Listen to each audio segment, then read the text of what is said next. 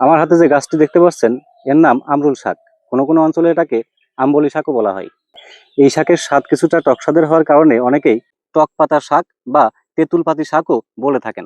এর বৈজ্ঞানিক নাম অক্সালিস কর্নিকুলাটা। গ্রাম বাংলায় অতি পরিচিত একটি ভেষজ উদ্ভিদ এই আমরুল শাক। দেখতে কিছুটা পান পাতার মতো। প্রতিটা ডাঁটায় 3টি করে ছোট ছোট হৃদয় আকৃতির মতো পাতা থাকে। সেটা যাই হোক, এই শাকের উপকারিতা অনেক বেশি। আমাশয় ও পেটের সমস্যায় এই পাতার রস চিনি বা গুড়ের সাথে মিশিয়ে খেলে আমাশয় ও পেট ফাঁপা দূর হয়। তাছাড়াও টক স্বাদের এই শাকটি হজম শক্তি বৃদ্ধি করে এবং মুখে অরুচি দূর করতে সাহায্য করে। এতে রয়েছে প্রচুর পরিমাণে আয়রন, যা রক্তে হিমোগ্লোবিনের মাত্রা বাড়িয়ে রক্ত শূন্যতা দূর করতে সাহায্য করে। শুধু তাই না, এই আমরুল শাক ত্বক ভালো রাখে, অ্যালার্জি ও চর্মরোগ সারিয়ে তোলে, অনিদ্রা বা ঘুমের সমস্যা দূর করে। এতে যেহেতু প্রচুর পরিমাণে ভিটামিন সি ও অ্যান্টিঅক্সিডেন্ট রয়েছে, সেহেতু এটা শরীরের রোগ প্রতিরোধ ক্ষমতা বৃদ্ধি করে।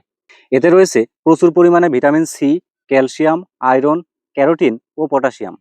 এই আমরুল শাক ভিটামিন সি, ক্যারোটিন, ক্যালসিয়াম ও আয়রনের চমৎকার উৎস হতে পারে।